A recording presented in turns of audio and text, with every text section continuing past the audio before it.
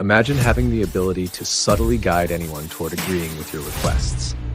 This concept involves not just overt manipulation, but understanding and applying sophisticated psychological principles that help influence decisions effectively. After extensive research into some of the most powerful dark psychology tactics, I've compiled 15 advanced strategies that are designed to increase your chances of making anyone say yes. These are not simple tricks. Rather, they are methods grounded in the deep workings of the human mind. Let's delve into each strategy in detail. Number 1, fractionation, emotional roller coaster manipulation. Fractionation is a sophisticated technique used in emotional manipulation, where you guide someone through alternating emotional states. Essentially, you move the person from feeling positive to negative and back to positive again. The objective is to create an emotional dependency on you, making them more inclined to seek out your presence to regain the positive emotions they experienced. Here's how it works. Begin by engaging the person with something positive.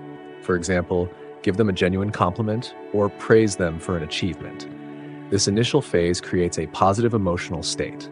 Next, introduce a small critique or cause them to doubt something important to them. This sudden shift to negative emotions can make them feel insecure or uncomfortable. Finally, quickly follow up with reassurance or support to lift their mood again.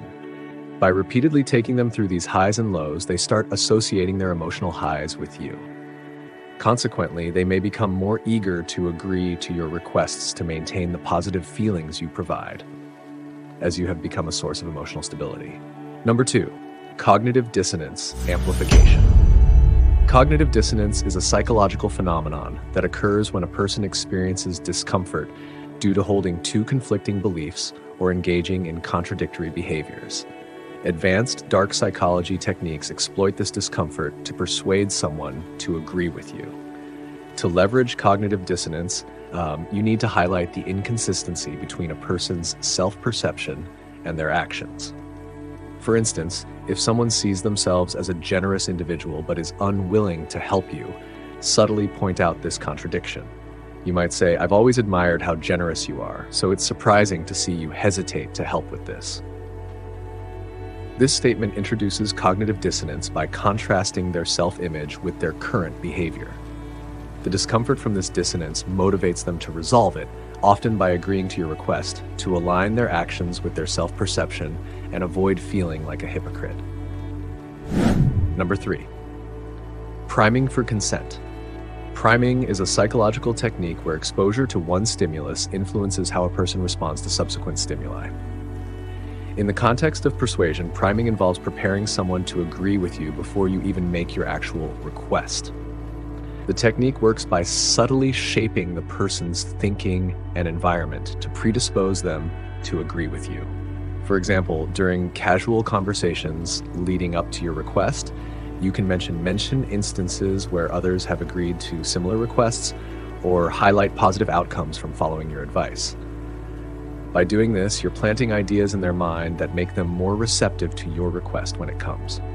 When the time arrives for you to ask for what you want, the person is already inclined to agree, as they have been primed to view agreeing with you as the natural choice. Number 4, the deep trance method. The deep trance method involves using conversational hypnosis techniques to induce a trance-like state in someone. This technique requires you to speak in a slow, rhythmic manner and use repetitive language to create a sense of deep focus in your listener. The goal is to engage their subconscious mind and reduce their critical thinking defenses.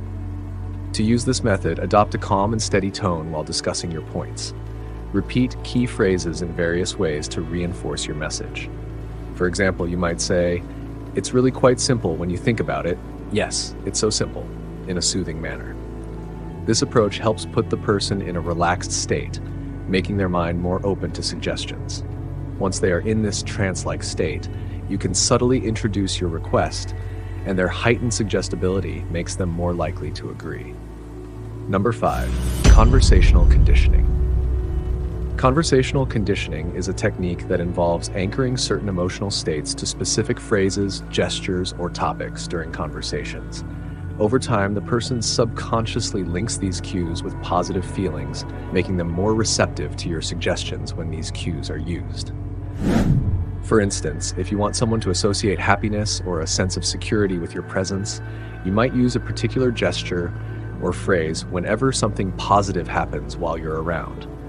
For example, if you consistently smile and use a specific phrase like, "It's great to see you," during positive interactions, their brain will start associating that gesture or phrase with positive emotions. Later, when you need something from them, you can use the same cue. Their conditioned response will be to feel good and be more inclined to agree with your request because of the positive emotions linked with the cue. Number 6, psychological invisibility cloak. The psychological invisibility cloak tactic involves blending in so seamlessly that you are no longer viewed as someone to be scrutinized. By building rapport and making yourself appear trustworthy, you effectively become invisible to the person's critical thinking processes. To employ this technique, focus on creating a strong connection with the person. Mirror their body language, agree with their opinions, and find common ground. When people feel that you are similar to them and that you understand them, they are less likely to scrutinize your requests. By establishing this deep rapport, you lower their defenses and increase the likelihood that they will say yes to your request without giving it much thought. Number 7, time compression pressure. Time compression pressure is a technique used to create the illusion that time is moving more quickly than it actually is. By making people believe that there is a limited amount of time to make a decision, you can prompt them to act quickly, often without thoroughly evaluating their choices. This sense of urgency can lead them to agree to requests they might otherwise reject. Here's how you can implement this technique. During a negotiation or a request, introduce the concept of a rapidly approaching deadline. For example, you might say, "I understand this is a significant decision, but we only have a few minutes before this opportunity expires." This statement exaggerates the urgency and makes the person feel pressured to make a decision swiftly. The fear of missing out, combined with the perceived time constraint, increases the likelihood that they will agree to your request just to avoid losing the opportunity. Number 8, dissociative persuasion. Dissociative persuasion involves shifting someone out of their usual mindset to make them more receptive to new ideas. This technique often entails subtly challenging their core beliefs or identity, prompting them to view the situation from a different perspective. To use dissociative persuasion, you might ask questions or present scenarios that encourage the person to question their established views. For example, you could ask, "Have you ever considered what you might achieve if you weren't so focused on following every rule?" This type of question can cause a mental shift where the person starts to detach from their usual way of thinking. When they are in this dissociated state, their typical resistance to change diminishes, making them more open to your suggestions and ideas. Number 9, semantic manipulation. Semantic manipulation is about subtly altering the meaning of words or phrases during a conversation to change how someone perceives your request. By rephrasing key terms, you can influence how the person interprets the situation, making it seem more favorable. For example, if you're asking someone to commit to a long-term project, instead of using the term commitment, which may sound daunting, you can frame it as an opportunity for growth or a simple next step.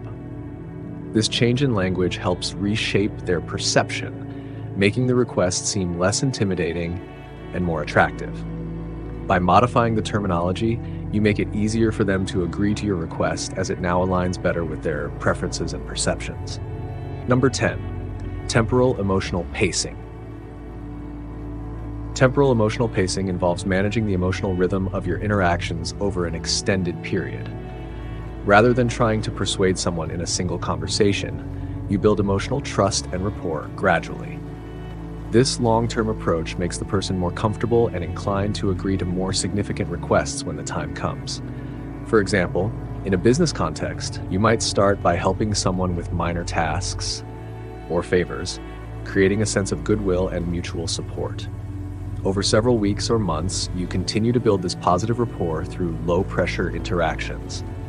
When you eventually make a more substantial request, The person feels a sense of obligation or inclination to comply because of the strong emotional connection and trust you've developed over time.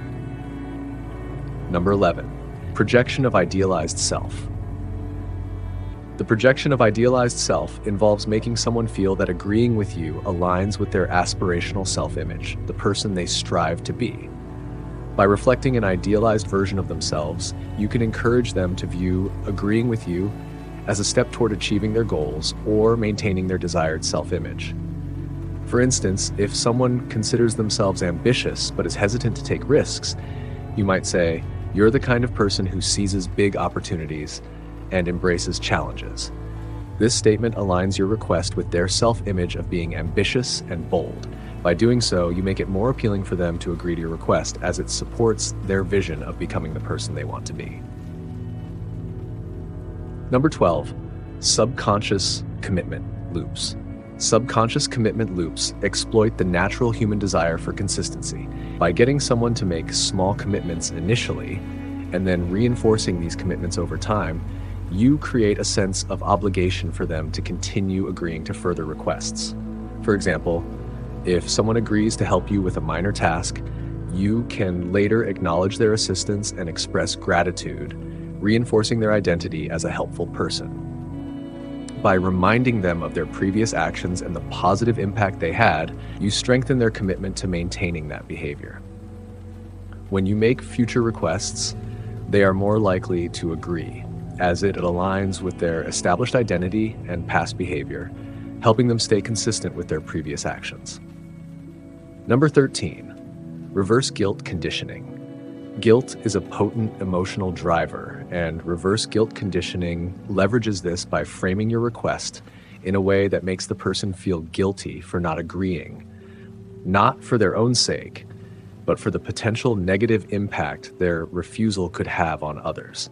To apply reverse guilt conditioning, you should craft your requests so that the person feels that not agreeing would result in harm or inconvenience to other people. For example, if you're asking someone to assist with a project, you might say, "I'd hate for everyone else to have to deal with the consequences if this task isn't completed."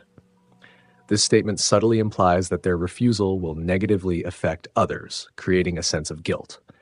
This guilt can motivate them to agree to your request to avoid feeling responsible for any potential harm or difficulty experienced by others. Number 14, echo chamber amplification. An echo chamber is a psychological environment where individuals are exposed only to information that reinforces their existing beliefs or decisions. To create an echo chamber, you surround the person with consistent narratives and opinions that align with your request. The repeated exposure to the same ideas from multiple sources makes those ideas appear more widely accepted and credible.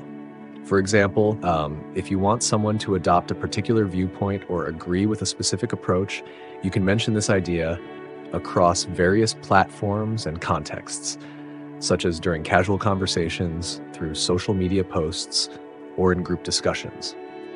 By repeatedly presenting the idea in different settings, you create an echo chamber effect. This repetition makes the idea seem like a widely accepted norm, which can influence the person to align with it and agree with your request. Number 15, feigned withdrawal of favor.